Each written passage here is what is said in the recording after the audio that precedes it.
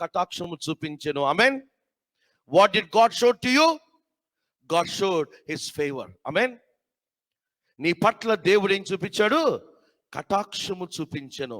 He showed a favour to you.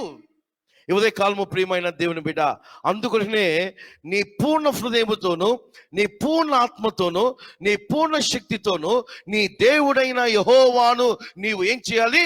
సేవించాలి, ఆరాధించాలి, స్తుతించాలి. ఎందుకు అంటే ఆయన నీ పట్ల కటాక్షము చూపించిన దేవుడు.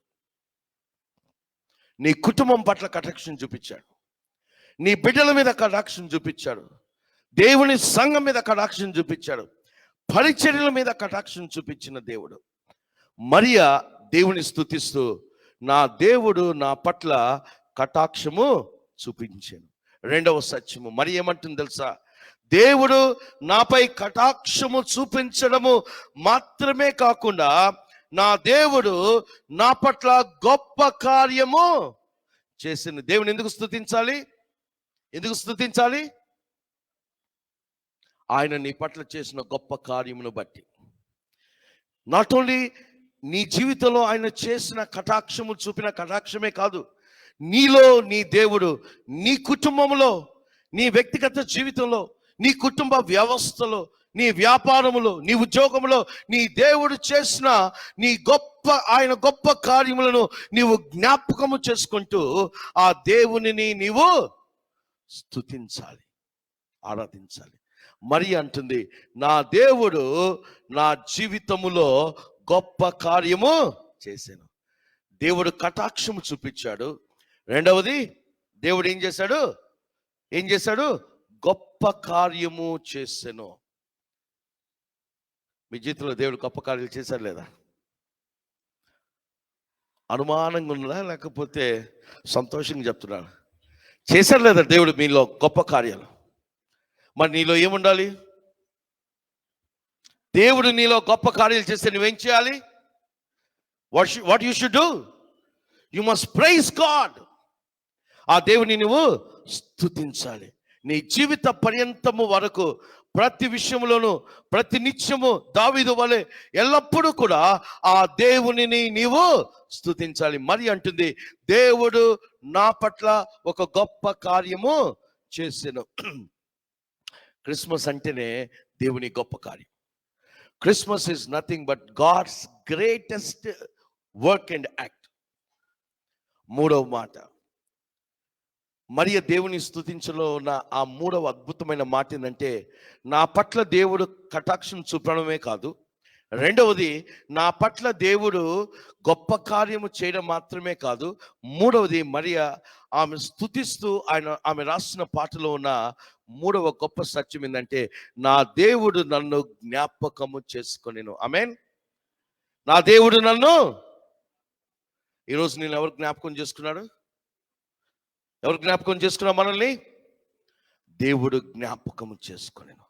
ఎక్కడో పరలోకములో ఉన్న దేవుడు, సర్వశక్తిమంతుడు, మహోన్నతుడు, రోషము కలిగిన వాడు, పరిశుద్ధుడు, పతనమైపోయిన మానవుని ఆయన రక్షించడానికి, ఆ పాపము యొక్క కోరలో నుండి ఆ మానవుని విమోచించడానికి, ఆ బ్రతుకులో వెలుగు ఇవ్వడానికి, జీవితానికి సమాధానం ఇవ్వడానికి, ఆ హృదయంలో సంతోషం ఇవ్వడానికి, తన సన్నిధికి నడిపించడానికి, పోగొట్టుకున్న ఆ సహవాసమును తిరిగి మానవునికి ఇవ్వడానికి పరలోకములో ఉన్న దేవుడు భూమి మీద ఉన్న ఒక దీనురాలైన ఒక కన్యను దేవుడు ఏం చేశాడు? జ్ఞాపకము చేసుకొనెను. Christmas is nothing but God remembering man. క్రీస్తునందు ప్రియమైన దేవుని బిడ్డ, ఈరోజు నువ్వు దేవునికి ఎందుకు స్తుతి చెల్లించాలో తెలుసా? దేవుడు నిన్ను మర్చిపోలేదు. దేవుడు నిన్ను మర్చిపోలేదు. దేవుడు నిన్ను జ్ఞాపకము చేసుకొనెను.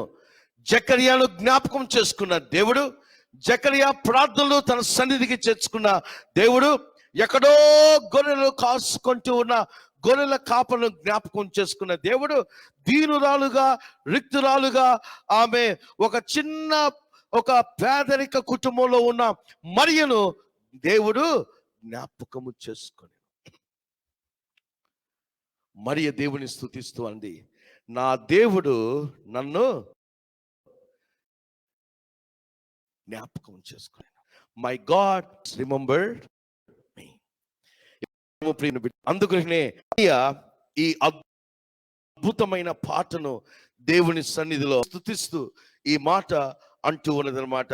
ఇది మొదలుకొని అన్ని తలముల వారు నన్ను ధన్యురాలు అందరూ, ఆయన నామము పరిశుద్ధము పరిశుద్ధము అన్న మాటను మరియా దేవుని స్తుతిస్తూ పాడుతుంది.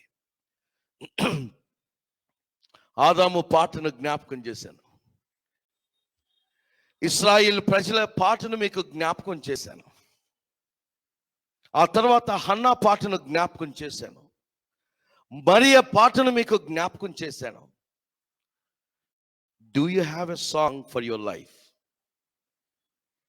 The question is, do you have a song for your life? నీ జీవితానికి అంటూ ఒక పాట ఉన్నదా? ఆంధ్ర క్రైస్తవ కీర్తనలో పాటలు పాడడంలో తప్పు లేదు. పురుషోత్తం చౌదరి గారి పాటలు పాడొచ్చు, బొంతా శామ్యుల్ గారి పాటలు పాడుకోవచ్చు, పులిపాక జగన్నాథం గారి పాటలు పాడుకోవచ్చు, లేకపోతే మల్లెల దావీదు గారి పాటలు పాడుకోవచ్చు, ఇంకా స్టీవెన్ ఆయన పాటలు మనం పాడుకోవచ్చు. అనేక గొప్ప దైవజనులు దైవ సేవకుల యొక్క అనుభవాల నుంచి వచ్చిన పాటలు మనం పాడుకుంటూ దేవుని స్తుతించవచ్చు. వాటన్నిటికంటే do you have a song for your life? Hannah దేవుని దగ్గరగా అనుభవించింది. దేవుని సన్నిధి ఎలా ఉంటుందో, దేవుని ప్రేమ ఎలా ఉంటుందో, దేవుడు తన వాత్సల్యతను ఎలా చూపిస్తాడో హన్నా రుచి చూచి అద్భుతమైన పాట పాడింది. మరి నీ జీవితంలో ఆ పాట ఉందా? ఎవరో రాసిన పాటలు పాడడంలో కాదు, కానీ నీ దేవుడు నీలో చేసిన కార్యానికి నీ జీవితం ఒక పాటగా ఉంటూ ఉందా? అందుకోసమే దావీదు ఒక మాట అంటాడు, దేవుడు నా హృదయంలో ఒక నూతన పాటను ఉంచి ఉన్నాడు. God kept a new song. ఉదయకాలము ప్రియమైన దేవుని బిడ్డ, మరియా పాడిన పాటలో దేవుని కటాక్షం ఉన్నది, దేవుని ఉపకార్యము ఉన్నది, మూడవది దేవుని చేసిన జ్ఞాపకము మరియా జ్ఞాపకం చేస్తుంది. అందుకనే పాట ఒక సందేశము, పాట ఒక సందేశం. A song is a message to God given to a man. దేవుడు మానవునికి ఇచ్చిన ఒక సందేశము అనేది ఈ ఉదయకాలము నీవు నేను అర్థం చేసుకున్నా. కాబట్టి దేవుని బిడ్డలారా, ఈ ఉదయకాలము నీవు నేను దేవుని స్తుతిస్తున్నప్పుడు, పాటలు పాడుతున్నప్పుడు, దేవుణ్ణి కనపరుస్తూ ఉన్నప్పుడు నీ పాట ఒక సందేశంగా ఉండాలి. నువ్వు పాడేటప్పుడల్లా కూడా, నువ్వు దేవుని స్తుతించినప్పుడల్లా కూడా నీ హృదయంలో ఈ మాట ఉండాలి, దేవుడు నా పట్ల కటాక్షము చూపించెను, దేవుడు నా పట్ల గొప్ప కార్యము చేశాను, నా దేవుడు నన్ను జ్ఞాపకము చేశాను, నా దేవుడు నన్ను విడిచిపెట్టలేదు, నా దేవుడు ఆయన అనేక ఆశీర్వాదములు నాకు అనుగ్రహించెను అని ఆ దేవుని నువ్వు స్తుతించాలి. Christmas is nothing but about a song. ఒక గొప్ప పాటకు అది సందేశము అన్న మాటను నేను మీకు జ్ఞాపకం చేస్తున్నాను. రెండవ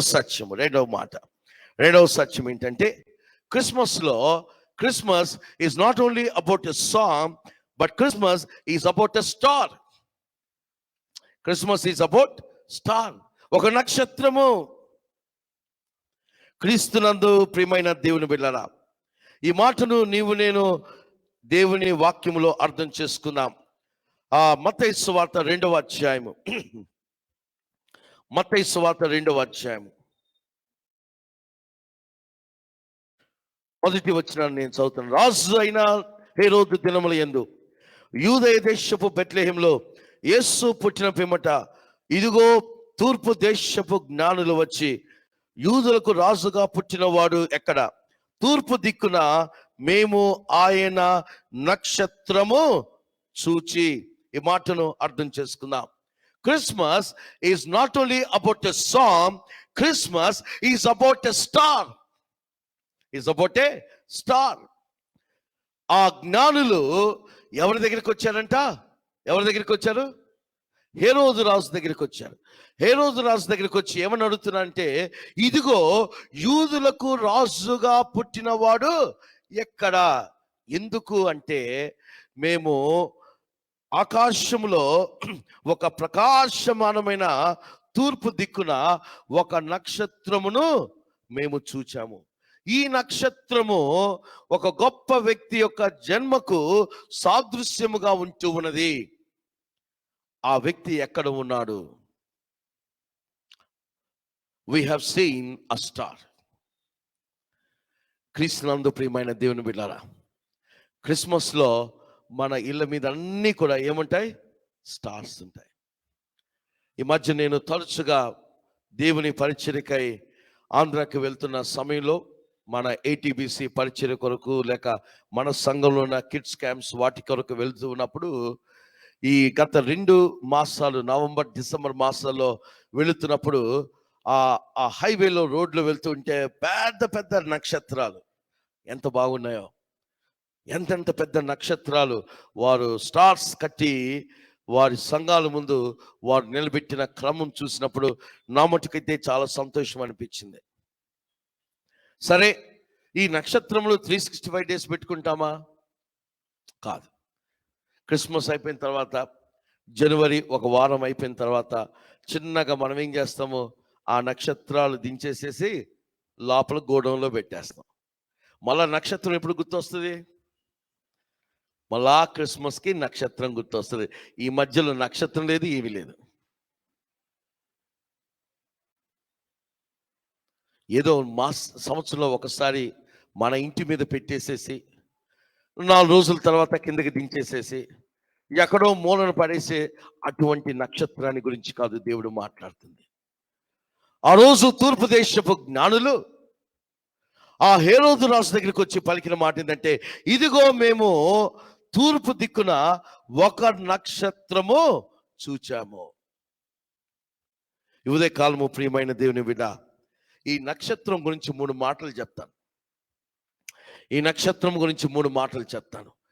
మొదటి మాట ఏంటంటే, మొదటి సత్యము, ఈ నక్షత్రము వారిని హేరోదు యొద్దకు నడిపించింది. మొదటగా ఎవరి దగ్గరికి?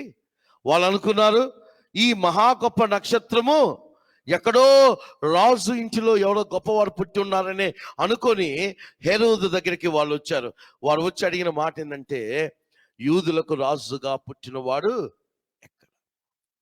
దేవుని సంగమా, దేవుడు ఆ దినమున ఆకాశములో ఆయన నిలబెట్టిన ఆ నక్షత్రము యొక్క గొప్ప సత్యం ఏంటంటే, వారిని నడిపించిన నక్షత్రము. ఎవరు నడిపించింది? జ్ఞానులను నడిపించింది. దేవుని వాక్యం ఏమని రాయబడిందంటే, బీ లైక్ ఏ మూన్ అని బైబిల్లో రాయబడలేదు. రాయబడింది ఎక్కడన్నా? బీ లైక్ ఏ సన్ అని ఉందా? ఏమని రాయబడింది? బీ లైక్ ఏ స్టార్స్, నక్షత్రముల వలె మీరు ఉండండి అనే మాట దేవుని యొక్క వాక్యంలో చూస్తున్నాం. మనం ఏం చేస్తామో తెలుసా? మనం కేవలము సూర్యుని చూస్తాము, రాత్రులు వస్తే చంద్రుని చూస్తాం, కానీ నక్షత్రాలు చూసే సమయం మనకు లేదు. నక్షత్రాలు ఎక్కడ చూస్తాం? మనకి ఇన్స్టాగ్రాములతోనే అయిపోతుంది టైం. వాట్సాప్, ఇన్స్టాగ్రాములు, ట్విట్టర్తోనే రోజు వెళ్ళిపోతుంది. ఇంకా సన్ ఎక్కడ ఉన్నాడు, మూన్ ఎక్కడ ఉన్నాడు, ఇంకా స్టార్స్ ఎక్కడ ఉన్నాయి? దేవుడు నిత్యము కూడా ప్రకాశించడానికి ఆకాశంలో దేవుడు తన నక్షత్రాలు పెట్టాడు. God kept his stars. ఆ రోజు తూర్పు దేశపు జ్ఞానులు వారు యేసు ఉన్న స్థలానికి రావడానికి ఆ నక్షత్రము వారిని నడిపించింది. బహుశా ఎన్ని రాత్రులు ప్రయాణం చేశారో, ఎన్ని పగలు ప్రయాణం చేశారో మనకు తెలియదు, కానీ మొత్తానికి ఆ నక్షత్రాన్ని చూస్తూ చూస్తూ చూస్తూ వారు నడుచుకుంటూ ఆ ప్రయాణమై వారు ముందుకొచ్చినట్లు చూస్తున్నాం. నడిపించిన నక్షత్రము. రెండవది నడిపించిన నక్షత్రము మాత్రమే కాదు, ఆ కింది వచనాలకు మీరు జాగ్రత్తగా చదివినట్లయితే 9వ వచనం చూడండి.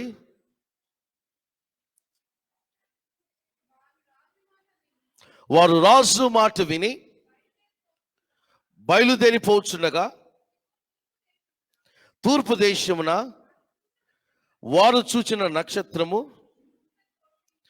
ఆ శిశువు ఉండిన చోటికి మీదుగా వచ్చి నిలుచు వరకు వారికి ముందుగా నడిచెను. నడిపించిన నక్షత్రము. రెండవ సత్యం ఏంటంటే నిలిచిన నక్షత్రం. రెండవది ఏంది? నక్షత్రం.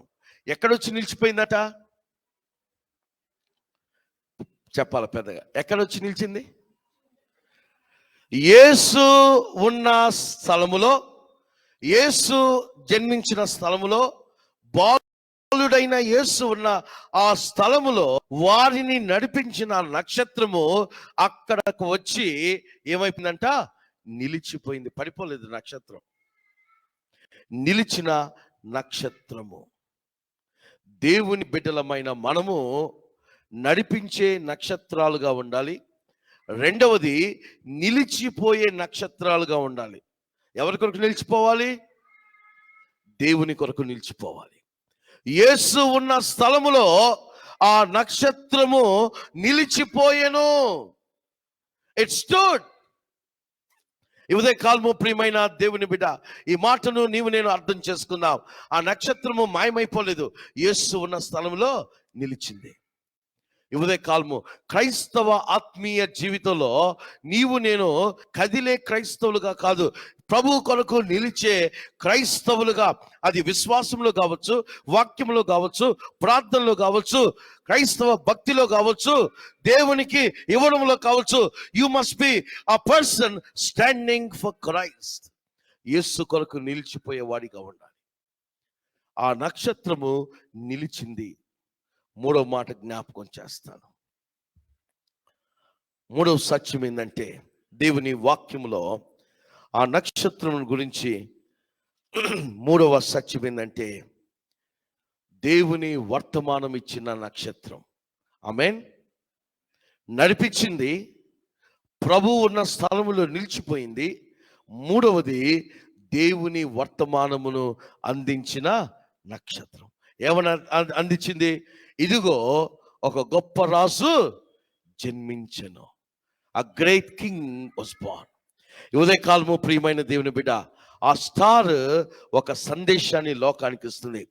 పాట సందేశమే కాదు, ఆ నక్షత్రము ఒక సందేశము ఆ రోజు హేరోదుకు వినిపించింది. ఏమని? యూదులకు రాజుగా పుట్టినవాడు ఎక్కడ? హేరోదుకి టెన్షన్ వచ్చేసింది. ఇప్పటి వరకు నేను మహారాజుగా ఈ ప్రాంతంలో నేను ఉంటే ఇంకొక రాజు ఎక్కడ జన్మించాడు అనే ఒక రకమైన ఆ కలవరం అనేది హేరోదులో కలిగింది. ఎందుకు కలిగింది? ఆ నక్షత్రము ఆ రోజు వారు చూచి ఆ సందేశాన్ని హేరోదుకు వినిపించారు. నీవు నేను దేవుని సందేశాన్ని అందించే ప్రభువించే నక్షత్రము, ప్రభు కొరకు నిలిచిన నక్షత్రము, ప్రభు సందేశాన్ని అందించిన నక్షత్రం. మూడవ మాట, ఉదయకాలము మూడవ సత్యం. క్రిస్మస్ ఈజ్ అబౌట్ ఆ సాంగ్. నంబర్ 2 ఆ స్టార్. మూడవది ఆ shepherd's. Christmas is about the shepherd's. లూకాసు సువార్త చూడండి. లూకాసు సువార్త 2వ అధ్యాయము.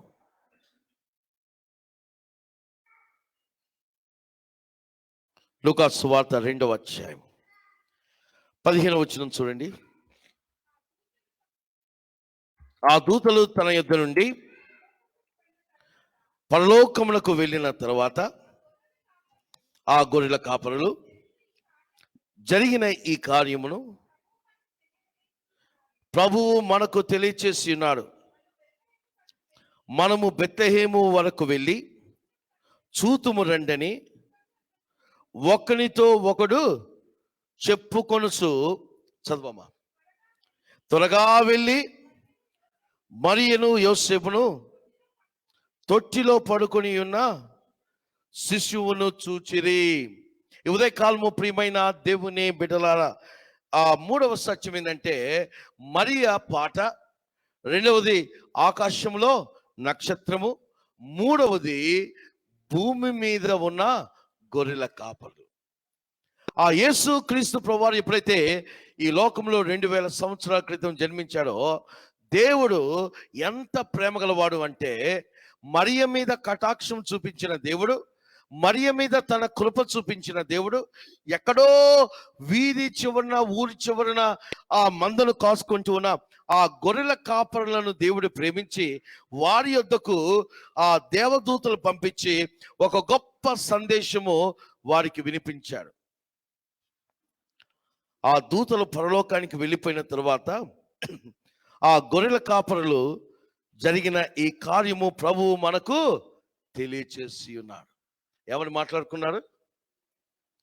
ప్రభువు ఈ కార్యమును మనకు తెలియచేశాడు. God revealed this work. ఈ ఉదయ కాలము ప్రియమైన దేవుని బిడ్డ, దేవుని వాక్యం మనం చదివినప్పుడు, దేవుని వాక్యము మనం వింటూ ఉన్నప్పుడు, దేవుడు తన కార్యములను మనకేం చేస్తాడు? బయలుపరుస్తాడు. దేవుడు తన కార్యములు మనకు చూపిస్తాడు. దేవుడు తన కార్యములు మన జీవితంలో చేస్తాడు అనేది ఈ ఉదయ కాలము మనము అర్థం చేసుకోవాలి. ఆ గొర్రెల కాపర్లు పరలోకానికి దేవదూతలు వెళ్ళిపోతే ఆ ఉన్న కాపర్లందరూ కూడా వారు ఏమని మాట్లాడుకున్నారంటే, ఈ కార్యము దేవుడు మనకు తెలియచేసెను. God revealed this wonderful thing to us. ఆ తర్వాత వాళ్ళు ఏం చేశారంట? బైబిల్ ఏమని రాయబడింది? మనము బెత్లెహేమునకు వెళ్ళి చూతుము రండి అని ఒకరితో ఒకరు చెప్పుకొనుచు త్వరగా వెళ్ళి మరియా యోసేపు తొట్టిలో పడుకొని ఉన్న శిశువును చూచిరి. వారు చూచి ఆ శిశువును గూర్చి తమతో చెప్పబడిన మాటలు ప్రచురము చేసిరి. రెండవ సత్యం ఏంటంటే, వారు మాట్లాడుకొని మౌనంగా లేవు, డిస్కస్ చేసుకొని దేవుడి కార్యం మనకు చూపించాడని చెప్పేసి వాళ్ళు అక్కడ కూర్చోలేదు. వాళ్ళు ఏం చేశారంట? వారు త్వరగా వెళ్ళి యేసు ఉన్న స్థలమునకు అక్కడికి వారు వెళ్ళినట్లు దేవుని యొక్క వాక్యలో చూస్తున్నాం. మామూలుగా వెళ్ళారండి? ఎలా వెళ్ళారు?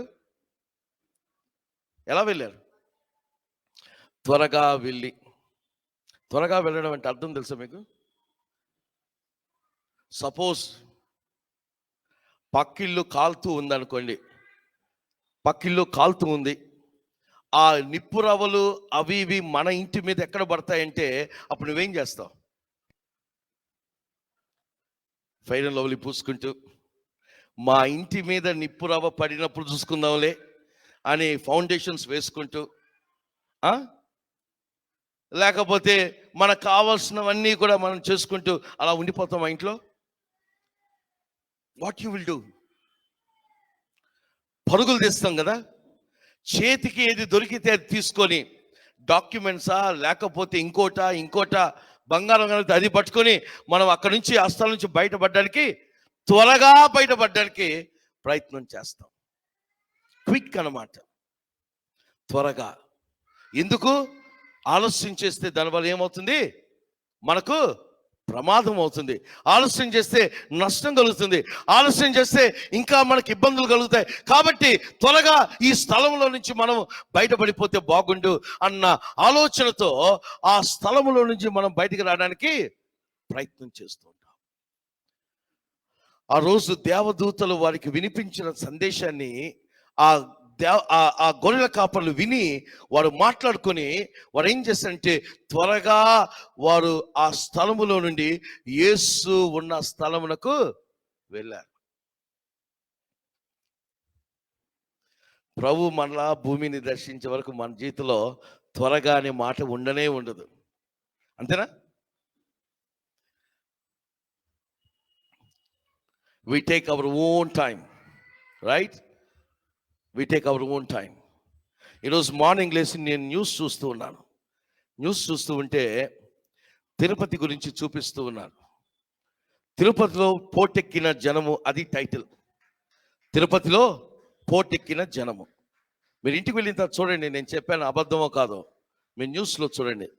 తిరుపతిలో పోటెక్కిన జనము. ఆ తర్వాత చూపిస్తూ ఉన్న ఫొటోస్లో ఆ కంపార్ట్మెంట్స్ అంటారు కదా, 19 గంటలుగా వాళ్ళు ఆ కంపార్ట్మెంట్లో ఎదురు చూపులు అన్నమాట.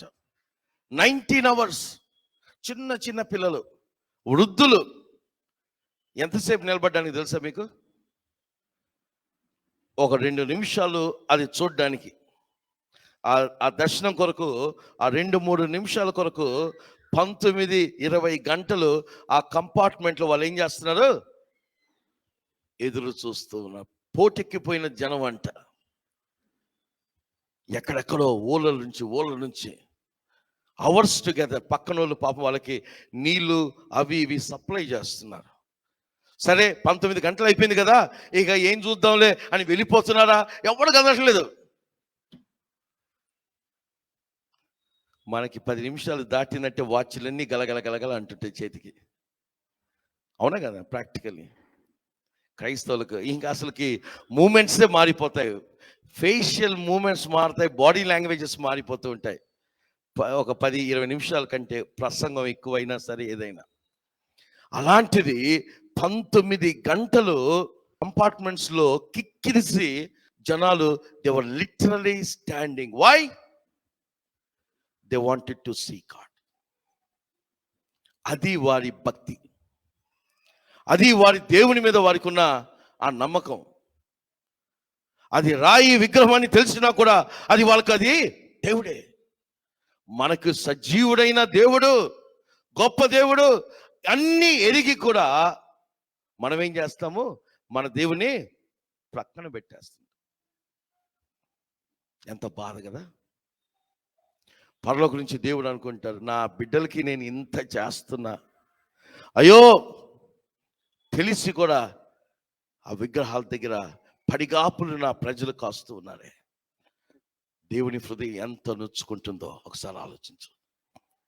ఉదయకాలము దేవుడు నాతో నీతో మాట్లాడుతున్న సత్యం.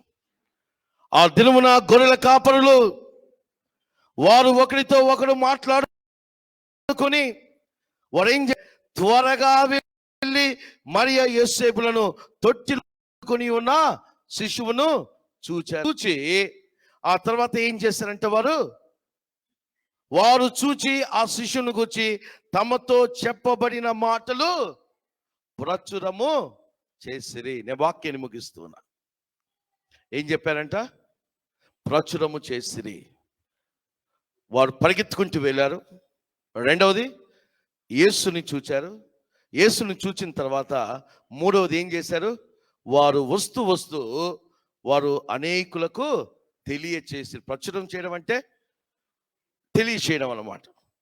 అనేకులకు తెలియచేశారు. ఇన్ని సంవత్సరాలైనా కూడా ఇంకా క్రైస్తవులు ఇంతేనా? ఇన్ని సంవత్సరాలు గడుస్తూ ఉన్నా ఇంకా క్రీస్తు ఎరుగని ప్రజలు ఉన్నారా అంటే ఉన్నారు. ఎందుకంటే అది క్రైస్తవ సంఘం యొక్క లోపము. It is the mistake of the church of God. We are become more and more selfish. విన్న ప్రసంగాలే మనము గంటల తరబడి వింటూ ఉన్నాం. కానీ మనము we are not revealing that word. ఆ మాటను మనం వినిపించడం లేదు, తెలియచేయడం లేదు. ఉదయకాలం దేవుడు మనతో మాట్లాడుతున్న సత్యం. Christmas, God wants us to be a shepherd. 3 మాటలు చెప్పాను కదా. Christmas is about a song. నీ జీవితమే ఒక పాట. రెండవది Christmas is about a star. దేవుడు నక్షత్రాన్ని పెట్టాడు. ఈరోజు నీవు ఆయనకు నక్షత్రం. మూడవది ఆ రోజు దేవుడు షెపర్డ్స్ వారి దగ్గరికి గొర్రెల కాపని పంపాడు. ఈరోజు దేవుడు he wants you to be his shepherd. అది క్రిస్మస్ యొక్క గొప్ప సందేశం. ఆ కాపరులు వారు వెళ్ళారు, చూచారు, క్రీస్తుని గురించి ప్రకటించారు.